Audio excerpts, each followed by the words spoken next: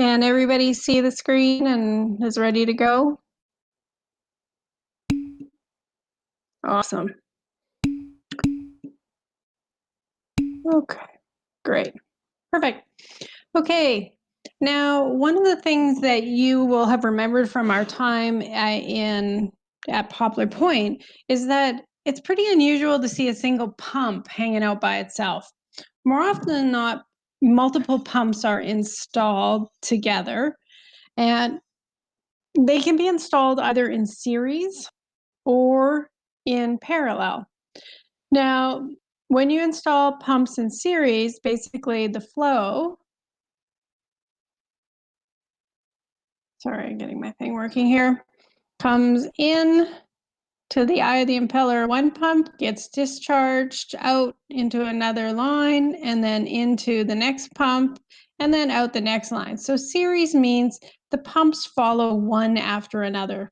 So in this case, if we're looking at a pump curve that represents the total performance of two pumps together, in this case, you add the head, because much like the multi-stage pump, each time water passes through the pump, it gets added a certain amount of head. Then as it passes through the next pump, it adds more of the same amount of head for the same flow rate. And if we have Q1 coming in, we have Q2 coming out. We don't get any more flow. So if we take a look at our pump curve, when we have a single pump, our pump curve looks like this. If we have two pumps together, the heads will be doubled. So if this pump was creating 10 feet of head over here, it would be creating 20 feet of head if there were two pumps acting in series.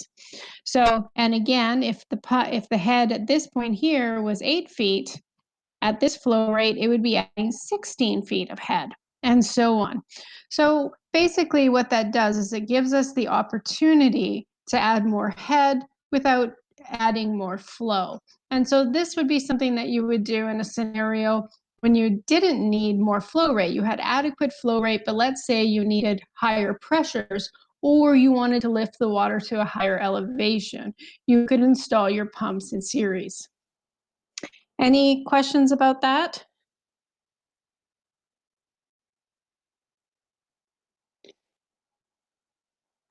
Okay, I'm hearing no questions, so we're just going to go, excuse me, look at the next scenario.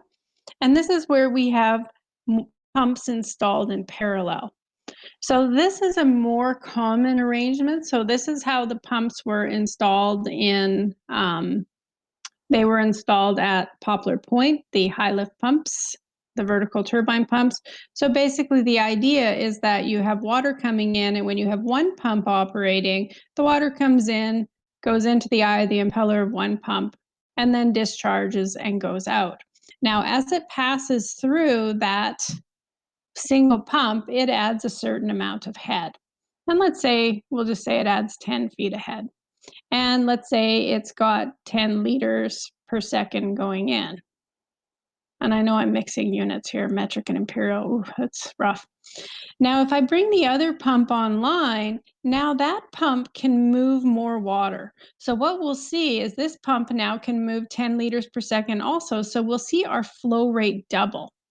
It will double to 20 liters per second because now we can have 20 going in, and then we have 10 going in this pump, and we have 10 going in that pump, and then it comes back together at the end, and we have 20 liters leaving. But this pump can only add 10 feet of head. So in this scenario, when you have pumps installed in parallel, you will do this because you want more flow rate, but you don't need more pressure, or you're not lifting water to a higher elevation. So when we take a look at our pump curve, so here's the pump curve for the single pump. What we see is if we've got 10 liters per second is our maximum flow rate down here, if we put two pumps running at the same time, we would effectively have doubled our flow rate, and we now have 20 liters per second. And again, if we look here, and let's say that's I don't know, 16 liters per second. If we have that, now we would have here, not 16, pardon me, 8, let's say. We would have 16 liters per second here. So effectively, we just keep doubling our head or doubling our flow rate. And so we now create this really long, low combined pump curve.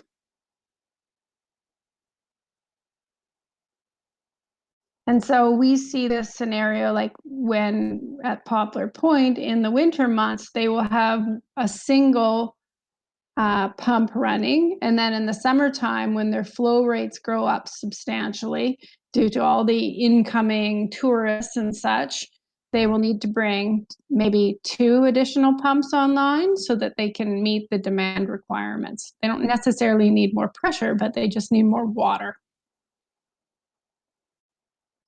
Questions about that? Okay.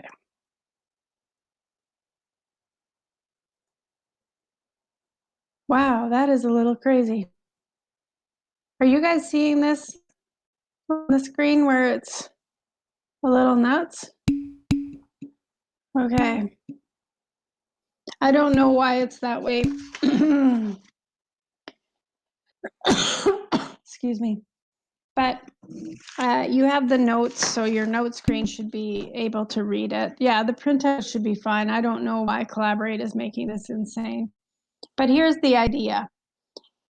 When we're operating our pumps, we want to be operating them as close as possible to our best efficiency point. That's where we're getting most energy conversion. So the amount of power that our motor is putting into our pump is being converted at the highest rate to actual work energy. So that's our water horsepower. And that's usually where our pumps are designed to operate. So they have less wear and tear. They have less vibration at those points. So they really are designed to work at that zone when you're near the best efficiency point. So if we know that our system needs, I don't know, 200 liters per second, we should pick a pump whose best efficiency point is operating at 200 liters per second. Does that make sense to everybody? Okay. Now, one of the fallouts of that, though, is we know that demand is not constant. Okay. Think about it. We have peak demands that happen when everybody turns their taps on at the same time. We have times when our demand gets very, very low. And so, what we try to do is we want to make sure we define something called the best efficiency range. And this is the range in which our pump is the most efficient. And we want to make sure that most of our system performance falls within this best efficiency range. And in general, we say that our efficiency range is 60 to 120% of the best operating point. So we're going to do a little example of that, I believe, here. So we're going to flip to the next one. Okay. So if we have an example here where our best efficiency flow, let's say this was 200 gallons per minute.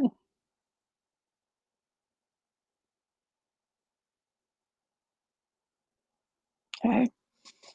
My best efficiency flow, excuse me, flow range would be from 60 to 120% of that.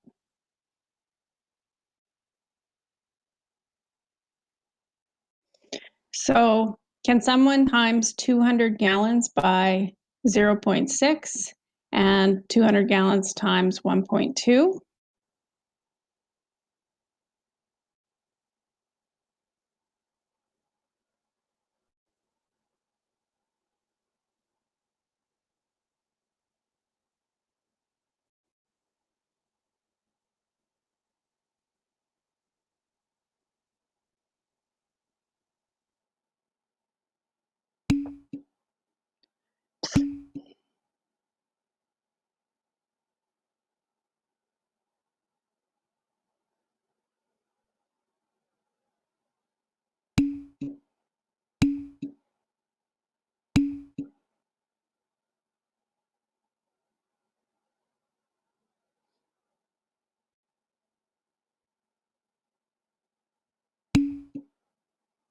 Okay. So Mike, your question is 60 to 120% seems really large.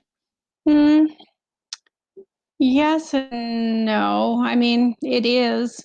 But one of the things that we have to be realists about is that we are going to see fluctuations in our system demand. So we just want to keep the vast majority of our system operations happening within this particular range. And if you can't do that with that particular pump, then you know you need a different style of pump.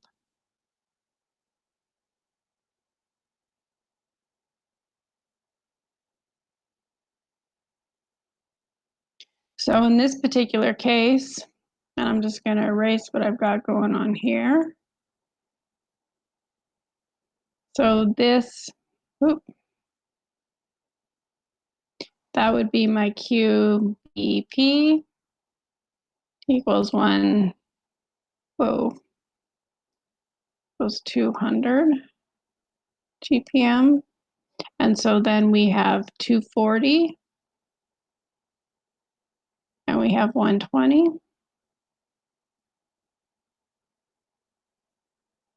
And so our range is from here to here. That's where we want the bulk of our operations to occur. And really, this little chart tells you all the reasons why we don't want to operate outside of that range. When we get up to our really high flows, we have discharge, or we have suction cavitation happening here. We have problems with our bearings.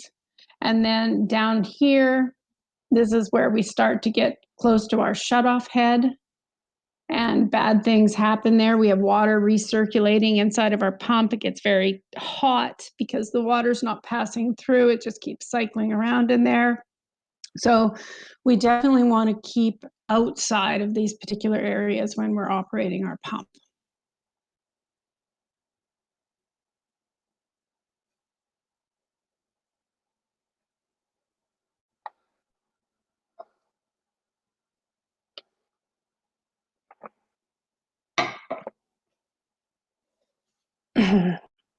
So I've given you a description on the next 2 slides.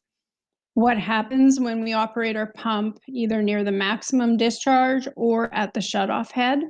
And so basically when we're operating at our maximum discharge, our impeller is spinning as quickly basically as it can. We've got the highest flow rates. The majority of the water is going through and the energy is being converted into kinetic energy rather than pressure. And so we have, it takes an incredible amount of power to do this. In addition to that, we have the suction cavitation that happens at the eye of the impeller because we're having our velocities be so high through the interior of the pump that we actually cause a low pressure zone to develop because all of our energy is in the form of velocity rather than pressure.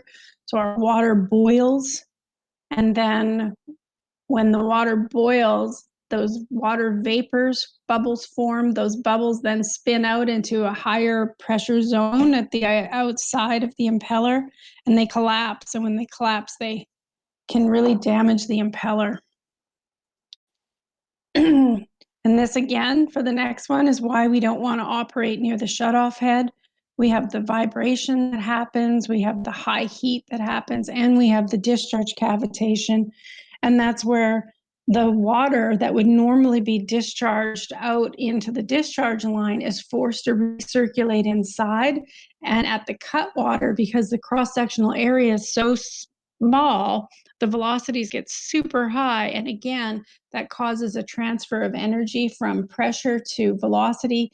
So your pressures drop again right at the cut water and it starts to boil again. And once we have boiling water, we have water vapor forming. Those microscopic vapor bubbles spin out further into the volute where the pressure increases again. And then they basically collapse and turn back into water, liquid water. And when they do that, they release a incredible amount of energy, which again damages the inside of the pump. So this picture that I'm showing you here, this is an impeller. And you can see how it kind of looks a bit like Swiss cheese. And so this impeller was operating for a long time where it was cavitating. And so those vapor bubbles, when they pop, they release a huge amount of force and it can damage metal. So it creates this honeycomb kind of effect. And it will also give you some other things when this is happening because you've damaged the impeller. Your performance of your pump really drops, your efficiency drops, so your power requirements go way up. You get fluctuating pressures generated, fluctuating flow rates. So it's really problematic. You want to try to prevent cavitation from happening. So I am going to try to share. Oh, I don't know how this is going to work. Give me 1 second, folks. I'm going to see if I can make this work.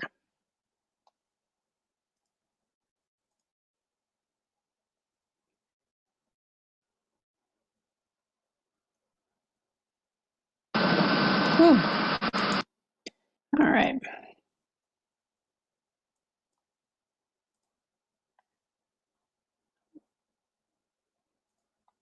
Okay, I'm just going to share an application here. So give me 1 second.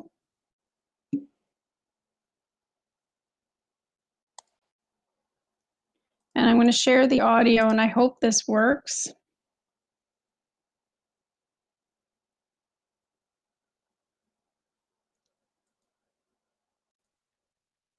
Hey, it's there. Okay.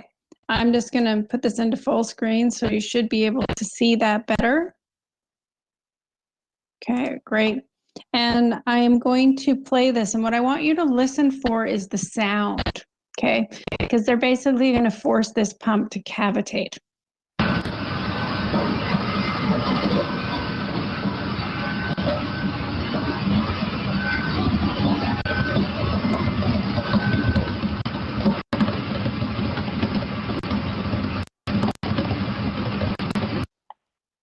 Okay.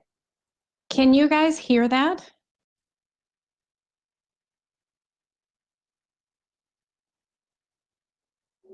Yeah, popcorn. Okay. What it's going to sound like, and this is really sounds sort of weird, like popcorn. Yeah, I'll play it again. Yeah.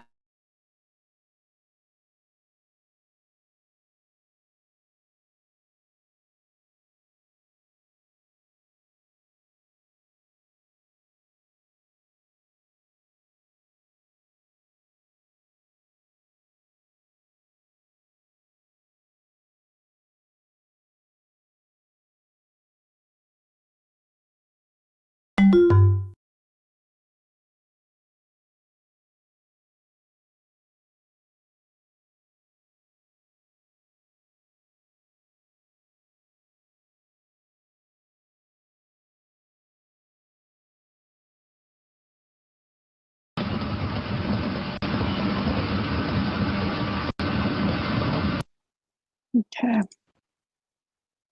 Okay, did you all hear that sound kind of like popping or rocks?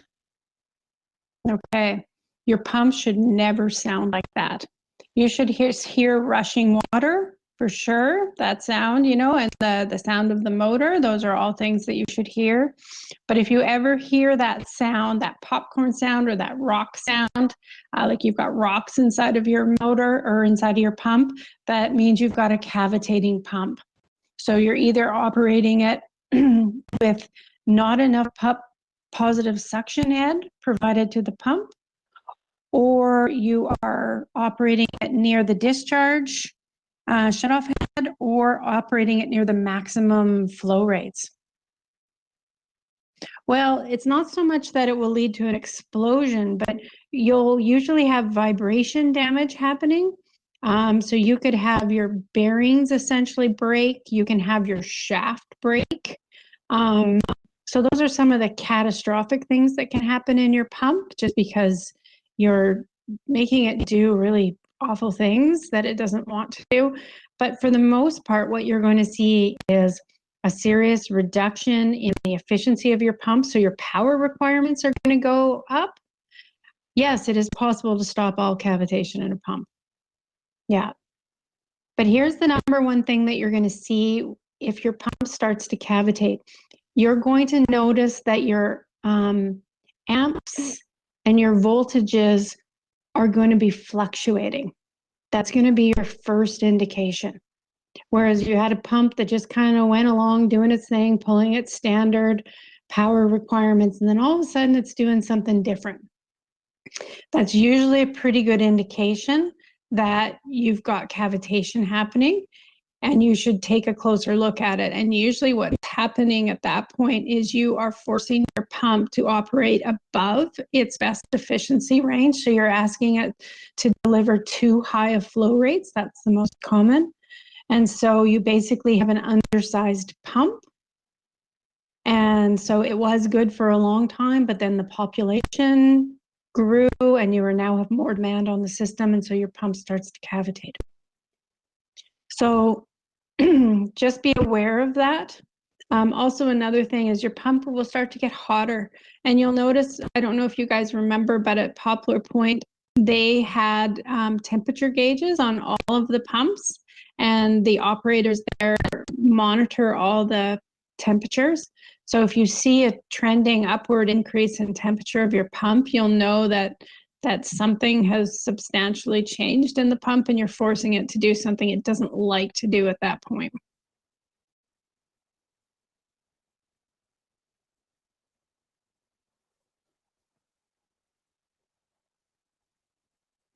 All right.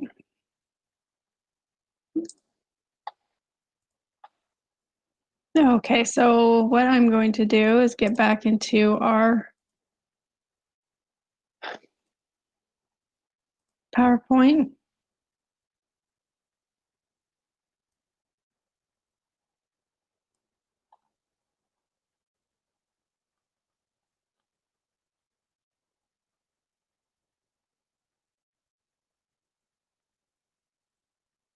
Okay. So we're going to do an example here where we create a pump curve. And so this will be similar to what I did in our pump demonstration. So you're going to need some graph paper. And what we are going to do is we are going to plot our pump curve. So can everybody get that out right now?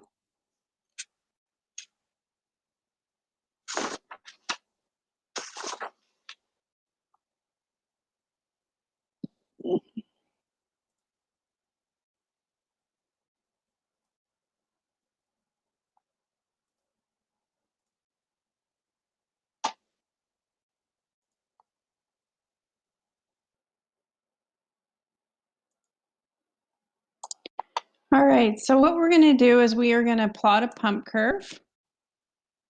And on the y-axis is going to be our head, total dynamic head. And on our x-axis is going to be our flow rate. So we are going to have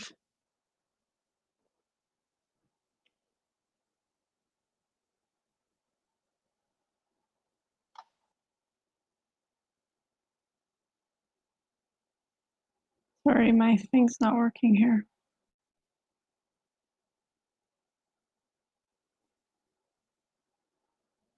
Our total dynamic head and our flow rate. And so what we're going to do, so that's on your one axis. And then on our other axis, we're going to graph our efficiency. Oh, actually, oh, I guess I could have drawn that with the line, but okay. And we have our efficiency. And we can go from 100, and then that's 50.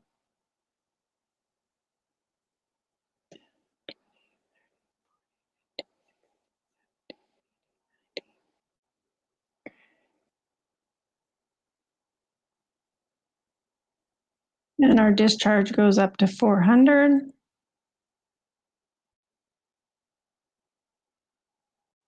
There's 200, 300, 100. And then our discharge or our head goes up to, our maximum is 40.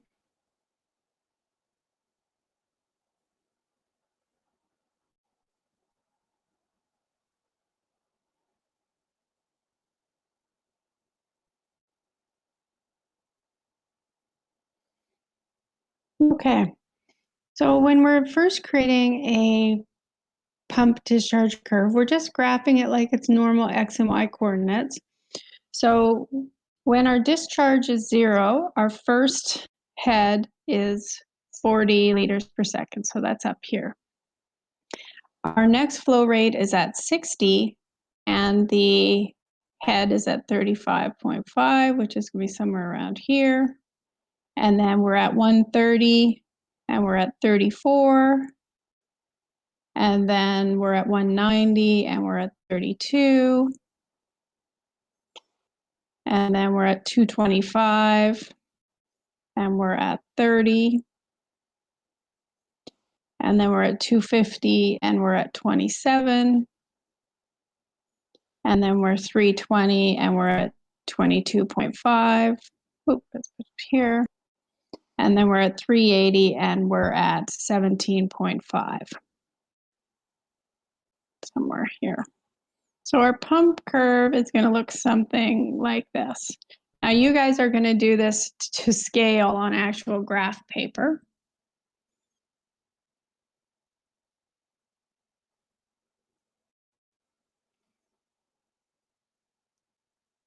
And then you're going to do the same thing for your efficiency.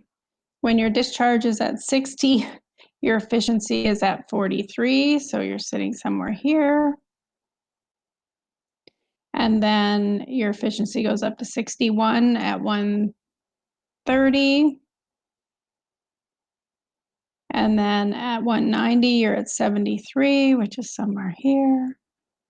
And then at 225, you are at 81. And then 250, you're at 83. And then at 320, you're at 80. And then at 380, you're at 60 again. And so then your efficiency curve is going to look something like that.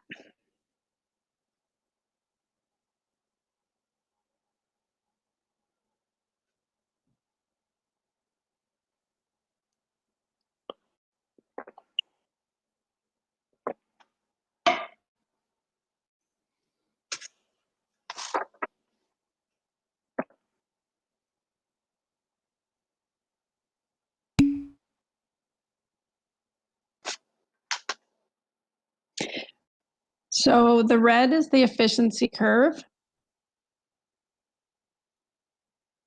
And the blue is the pump curve.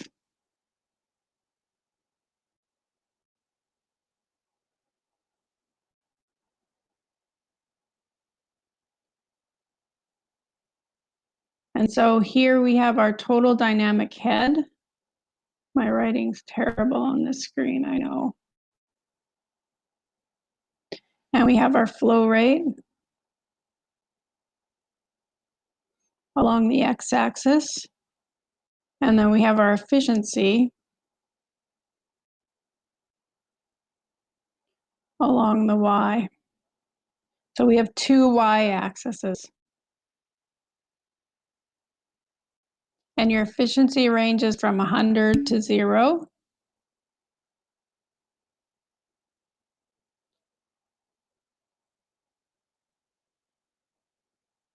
And your head ranges from 0 to 40. And your flow goes from 0 to 400.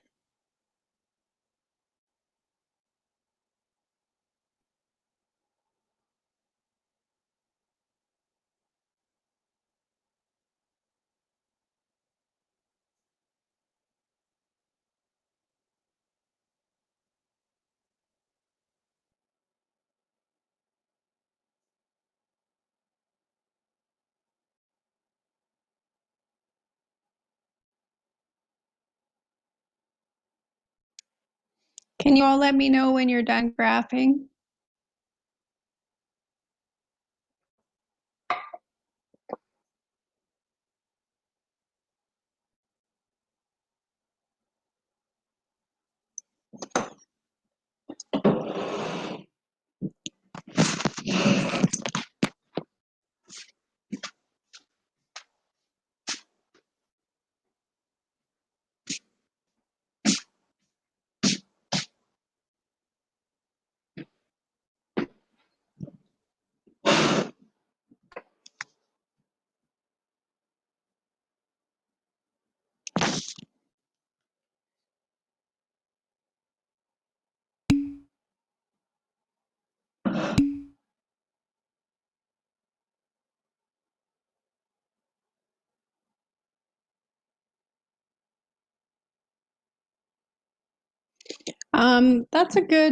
That's a good question, Josh. No, it doesn't matter what your efficiency scale is, and it doesn't matter where it overlaps or if it doesn't overlap. That's irrelevant.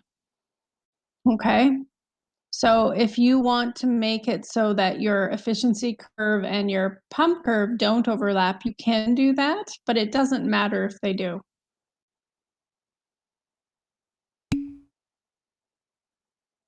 Remember, I talked about that students get mixed up. They think that if their efficiency curve and their pump curve overlap, it means something.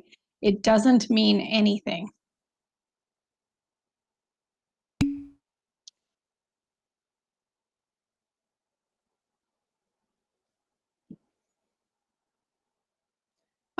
You plot the efficiency versus the discharge.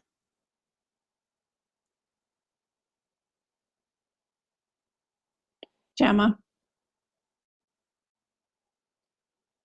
So the efficiency would be on its y-axis and the flow rate or discharge is on the x. So both the pump curve and the efficiency curve have the same x-axis points.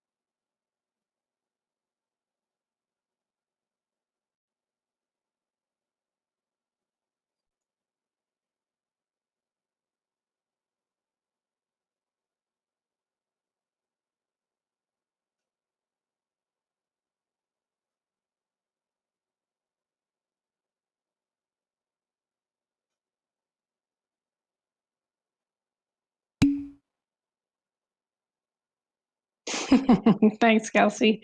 Well, you've seen the beautifulness that is my graph.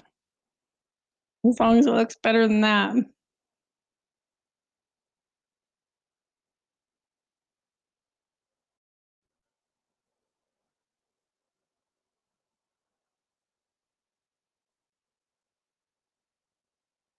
How's everybody else doing with their graph?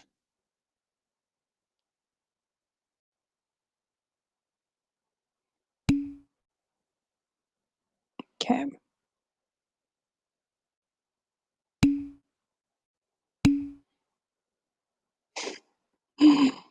That's a very enthusiastic you were done, Francine. Okay. Awesome. So it seems like people are getting wrapped up. What I'd like you all now is to tell me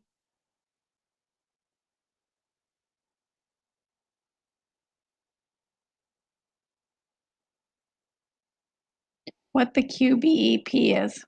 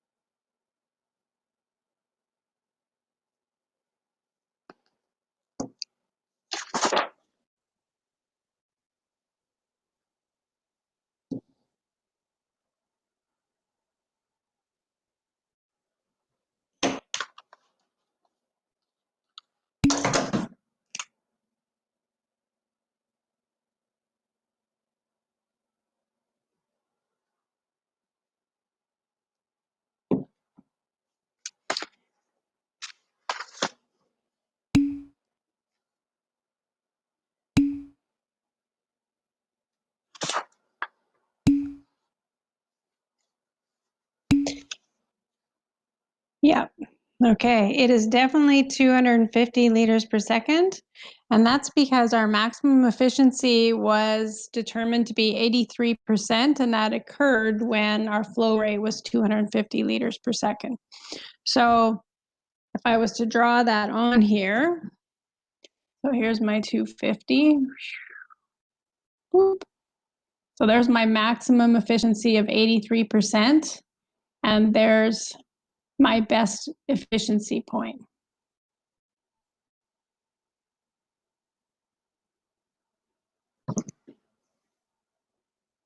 Now, the next thing that I'd like people to think about, and we're going to calculate together. So we've got 250. Woo. And this is, what's our units again? Liters per minute or liters per second? Liters per second. Liters per second.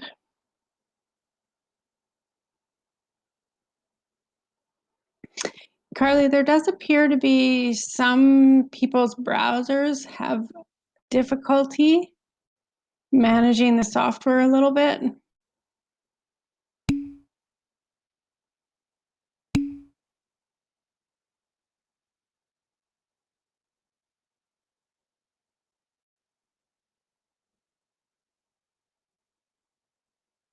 Yeah, it seems like it's a bit glitchy for a few people. So the next thing we want to figure out is what is our operating range? And so we need to take our 250 and times it by 60. So we need to look from 60% to 120%.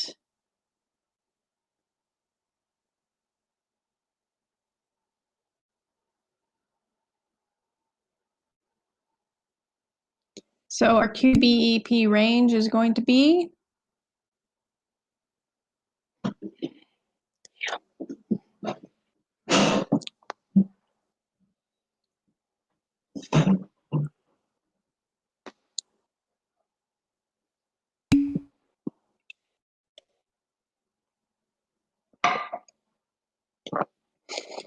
so Richard's throwing out 150 to 300 liters per second. Josh is giving that the thumbs up too. Okay, lots of people like that. Great. So then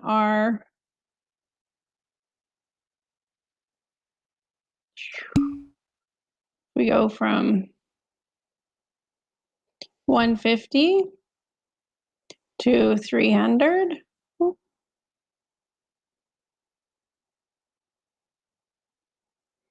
So this, and I'm going to just do it in a different color here.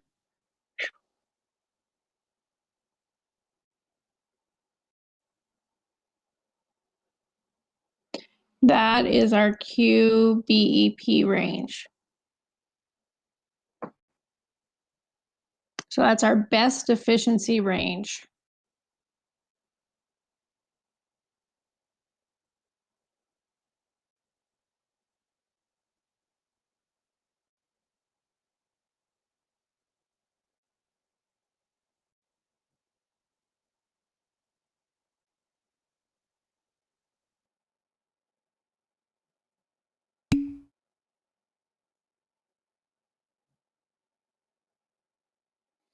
The 250 liters per second is when our efficiency is the highest, Quinn.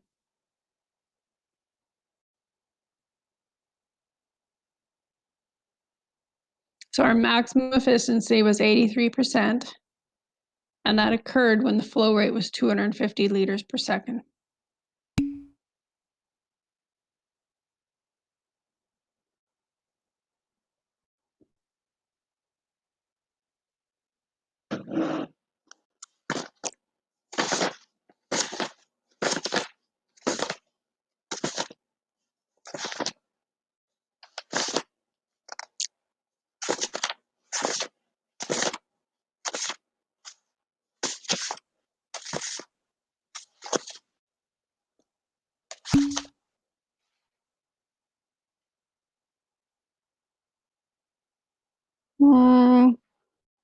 Mike, can you think of another way to ask that question? I'm not quite following you.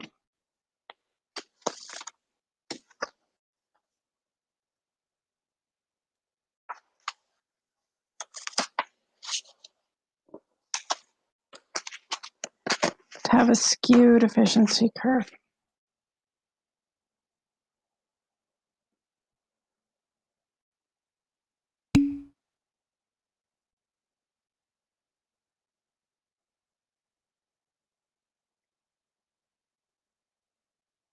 No, you wouldn't. You just wouldn't operate your pump above 300 liters per second.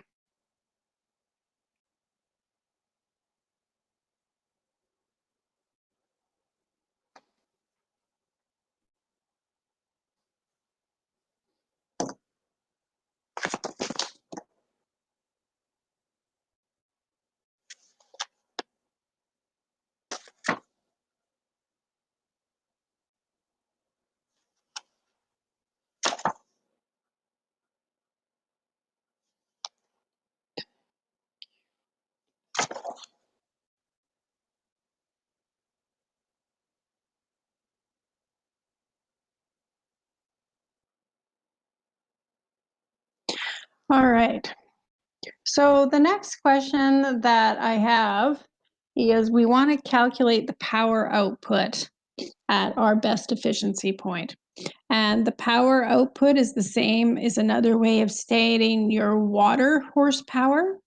So I'm going to clear this screen if everybody's okay with that. And then we'll continue on with the calculations.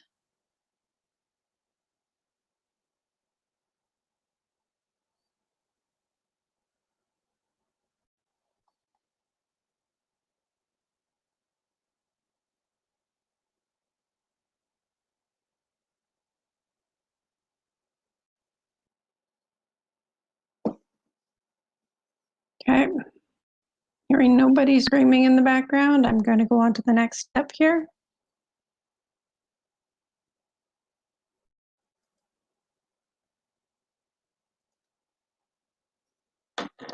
So when we're calculating our water horsepower when we're dealing with metric,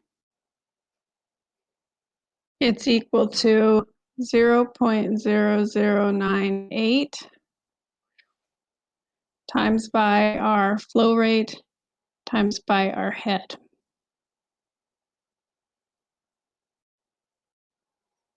And our flow rate is going to be in liters per second.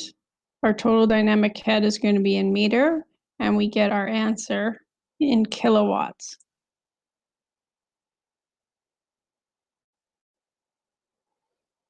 So for this, our QBEP, which is where we're interested in calculating our power output or water horsepower, it's equal to 250 liters per second. Can you all tell me what our total dynamic head is for that?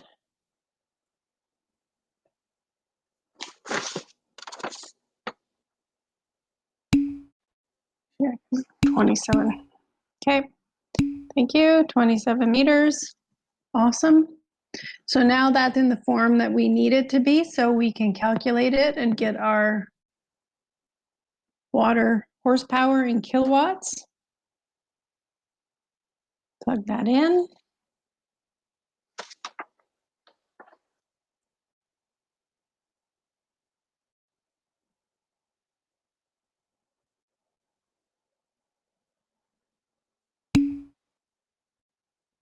Okay. 66 kilowatts.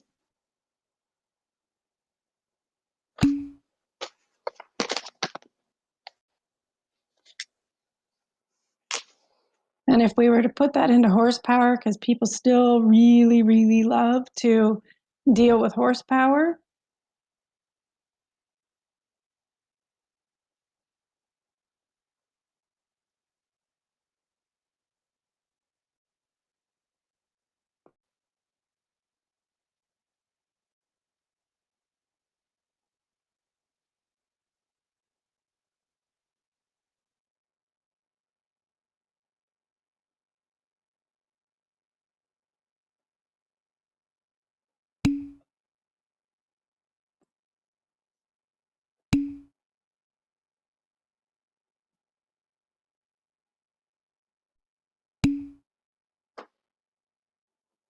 Okay.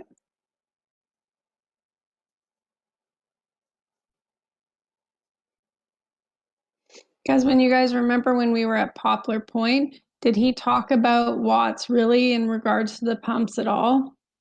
Still dealing with horsepower when we deal with our engine or our motors in Canada.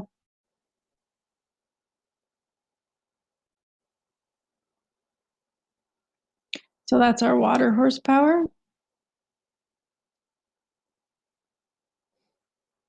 Now, the next question I asked is what was the power input required? And what I'm asking for with power input is what's our brake horsepower? And we know that efficiency,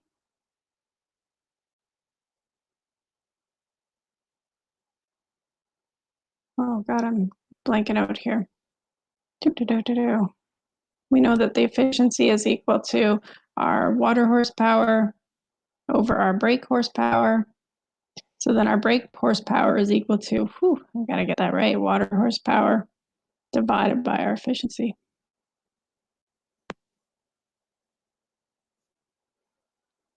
So in this case, our brake horsepower is equal to 89 horsepower divided by our efficiency, which is 0.83.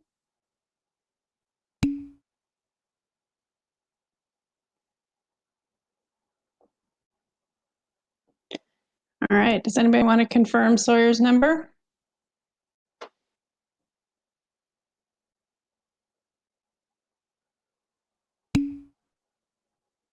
All right, so we would need a pump that could deliver at least 107 horsepower, but we know there's no way you can buy a motor that's 107 horsepower motor. So you might get a 125 horsepower motor, or maybe 150 horsepower motor. That'd be what you could get.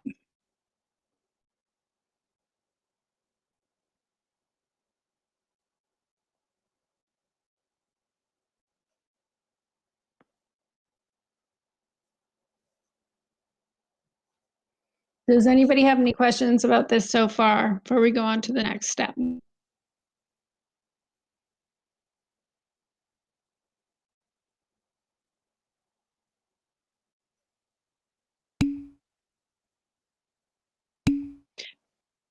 That's the efficiency at the best efficiency point, Gemma.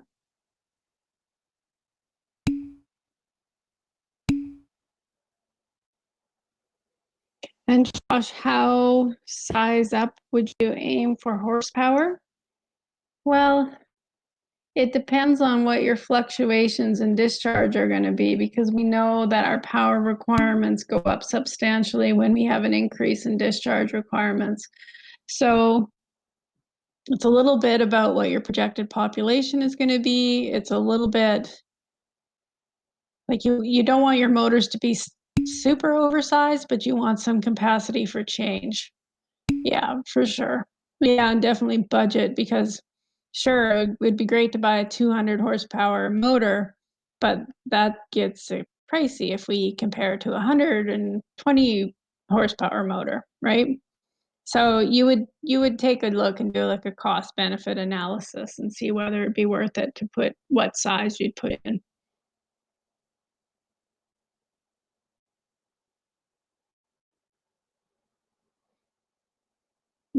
All right. So we're going to go on to the next stage of this, which is going to be draw the pump curve if the two pumps were operating in parallel. So that's when we effectively double the flow rate, but we keep the head the same. So I'm going to go back into the PowerPoint here, because I think that's the easiest way to do that.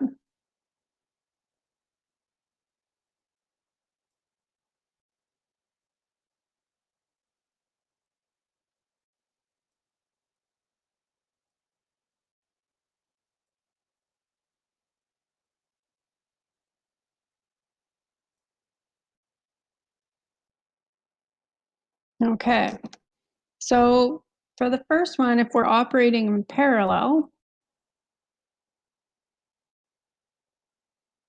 Oh, bad writing. Can everybody see my writing on the screen?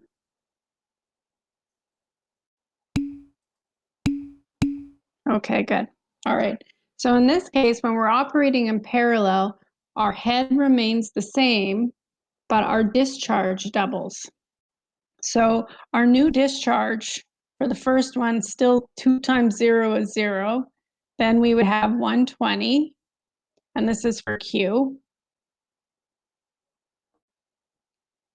And then our next one would be 260, and so on.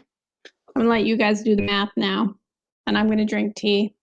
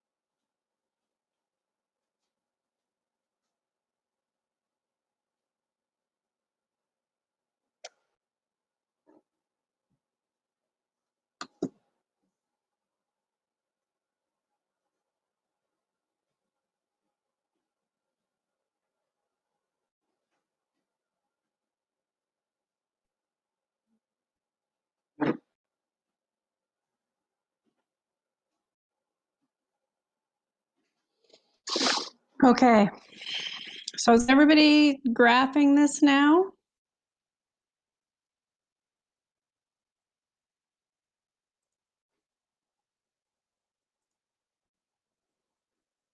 So with your new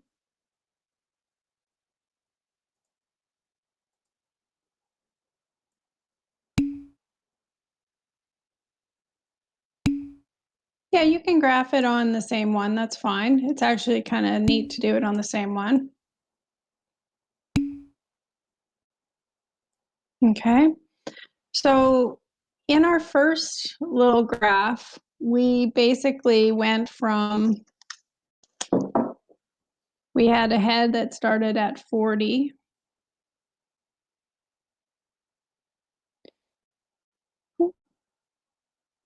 And we went to, there was 400. And now we have up to 800.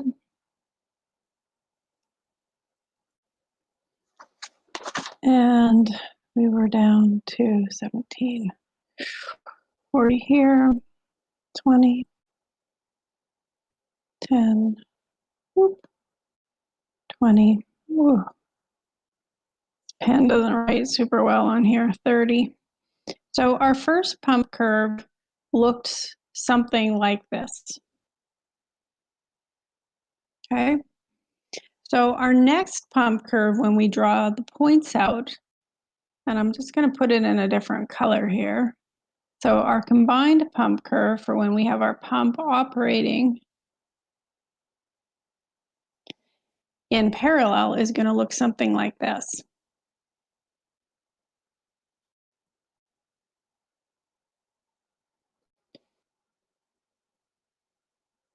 So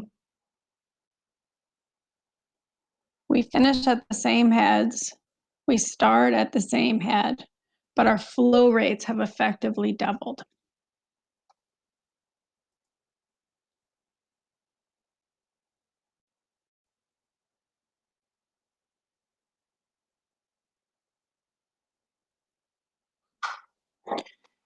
And for Carly, if we graphed our efficiency, we would have a second y-axis over here.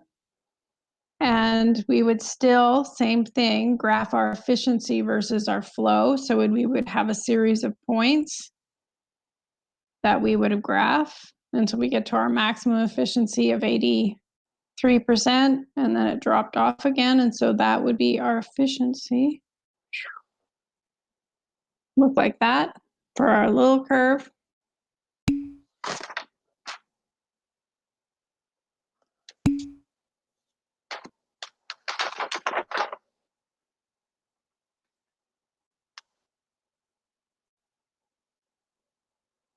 Yes, that's exactly it. Sawyer.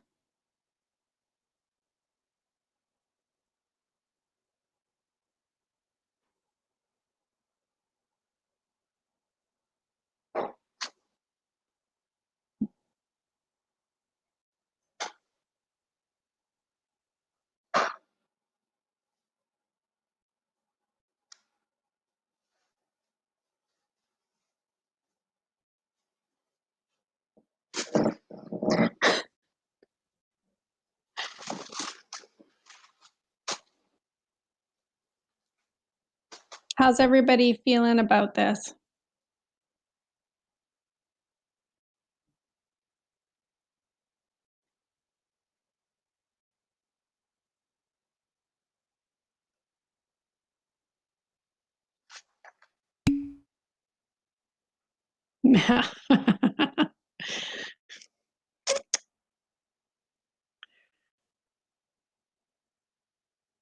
Does anybody need more time? Or can we move on to the next concept? Yes, it is really easy to do on Excel.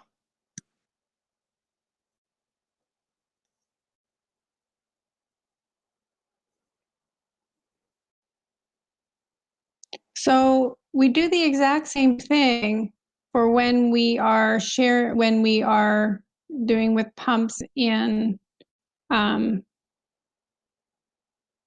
series, except we increase the head, not the flow.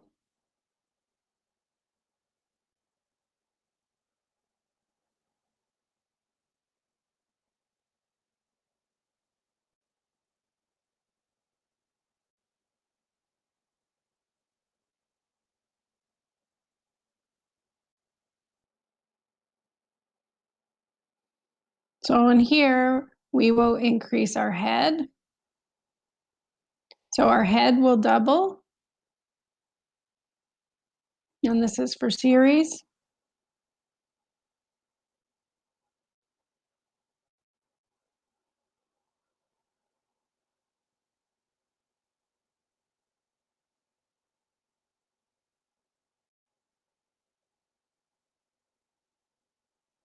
So our head will go to 80.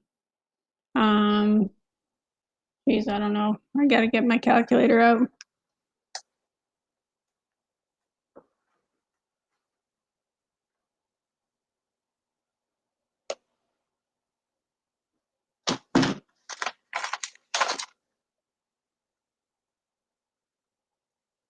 $71, 68,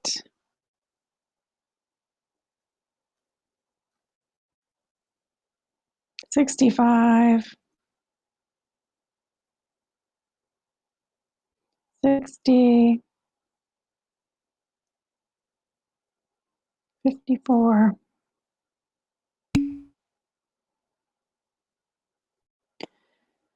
No, the efficiency isn't affected. So your efficiency point would happen basically at the same flow rate or the same head, but doubled.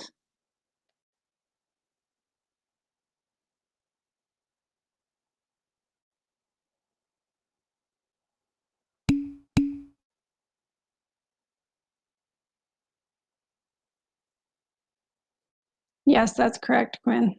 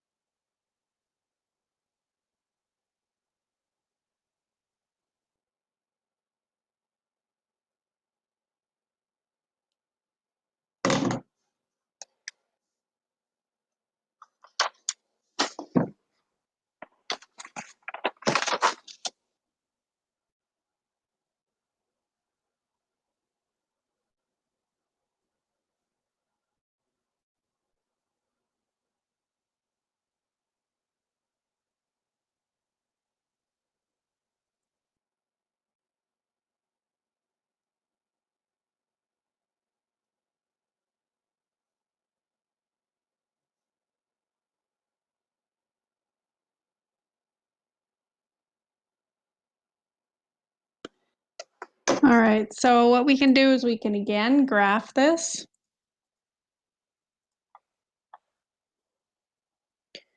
But you'll notice we have a substantial increase in our head, but not flow. So our original maximum head was 40, and now we can go up to 80, but our maximum flow still remains the same at 380. So the original single pump curve looks something like that. The new pump curve of both pumps operating in series together would look like that.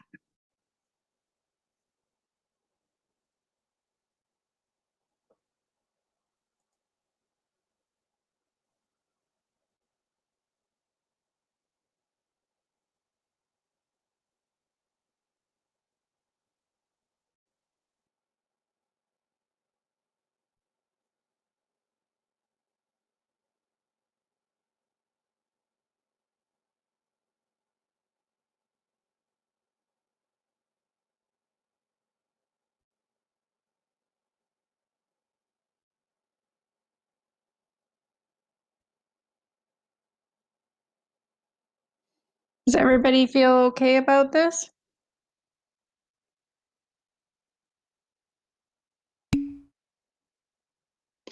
Okay.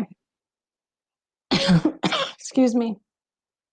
Now, the last part of this question that we're working on right now is where we use the affinity laws to basically figure out what the discharge head and brake horsepower would be if we increase the impeller size or we increase the impeller speed.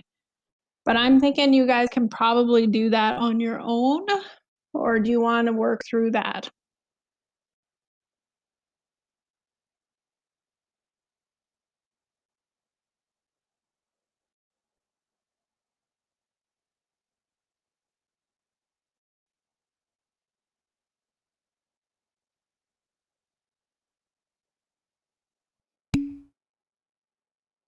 Okay.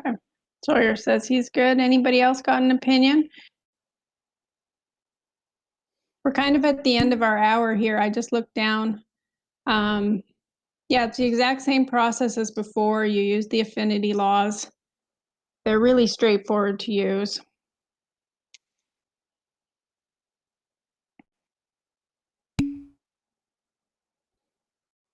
Okay.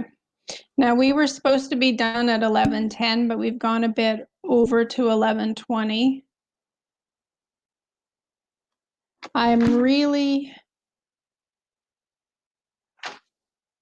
No, I'll supply the affinity laws on the test.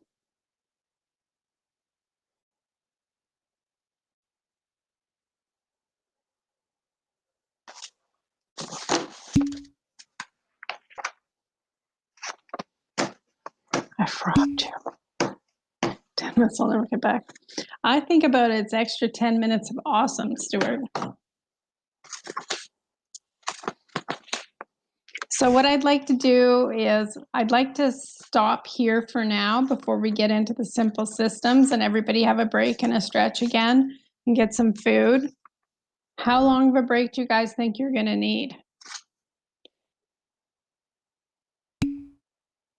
20 minutes? Okay.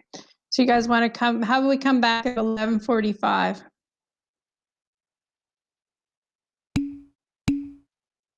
Okay. All right. I know this is a lot of theory today.